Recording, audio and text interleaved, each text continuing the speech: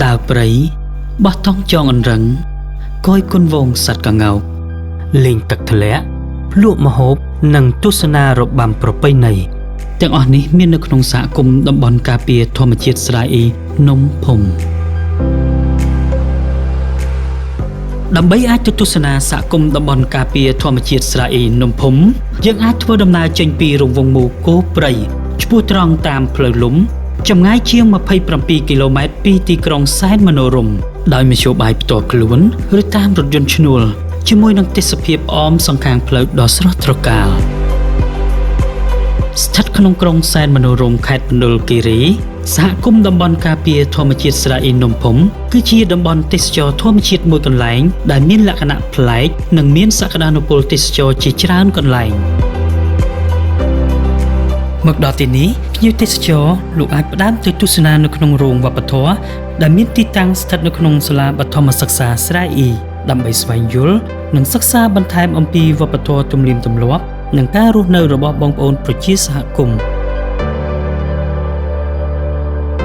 បន្ទាប់ពីទស្សនានៅក្នុងរោងវប្បធម៌រួចមកលោកអ្នកក៏អាចបន្តដំណើរទៅទស្សនានៅវាលកង្កោកដែលនៅមិនឆ្ងាយប៉ុន្មានពីសហគមន៍ដោយនៅទីនោះលោកអ្នកក៏អាចគយគន់នៅវងសត្វកង្កោកជាច្រើនក្បាលដែលចុះមកចក្របស្រូវនៅតាមវាលស្រែដែលលាតសន្ធឹងជាថ្នាក់បន្តបន្ទាប់គ្នាអ្វីដែលពិសេសទៅទៀតនោះយើងនៅមានកន្លែងកម្សាន្តពិសេសមួយទៀតដែលភ្ញៀវទេសចរមិនអាចរំលងបាននោះគឺទឹកធ្លាក់លេងពងនិងទឹកធ្លាក់អូតាំងឡាំងដែលនៅមិនឆ្ងាយប៉ុន្មានពីវាលកង្កោកដែលមានទឹកហូរខួបប្រាំងខួបវស្សា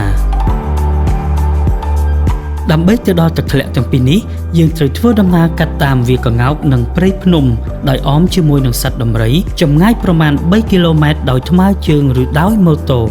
នៅតាមផ្លូវយើងក៏អាចរីករាយទស្សនាជាមួយនឹងសម្រស់ធម្មជាតិដ៏ស្រស់បំព្រងដែលមានដើមឈើធំៗដុះអមសងខាងផ្លូវហើយលោកអ្នកក៏អាចមុជទឹកអូរដ៏ត្រជាក់ដែលហូរកាត់តាមល្បាក់ថ្មបន្តបន្ទាប់គ្នានៅទីនោះផងដែរ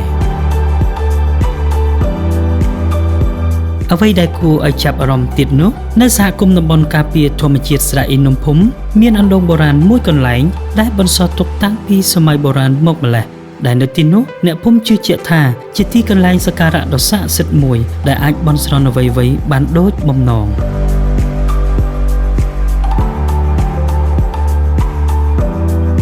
ចំពោះសុវត្ថិភាពនៅទីនេះទៀតសោតត្រូវបានយកចិត្តទុកដាក់ខ្ពស់ពីសហគមន៍ទេសចរចំណែកឯម្ហូបអាហារវិញសហគមន៍ក៏មានចុងភៅរៀបចំជូនរីឯកន្លែងស្នាក់នៅសហគមន៍ក៏បានរៀបចំជាផ្ទះស្នាក់សម្រាប់ភ្ញៀវទេសចរយ៉ាងស្រស់ស្អាត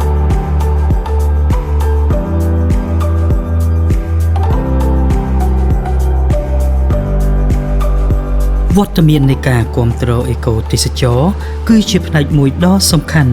ដើម្បីជំរុញទេសចរក្នុងស្រុកតាមរយៈការអភិវឌ្ឍនិងការលើកកម្ពស់ជីវភាពសហគមន៍ដោយផ្សារភ្ជាប់ទឹកដីដើម្បីនិរន្តរភាពកូនចៅជំនាន់ក្រោយ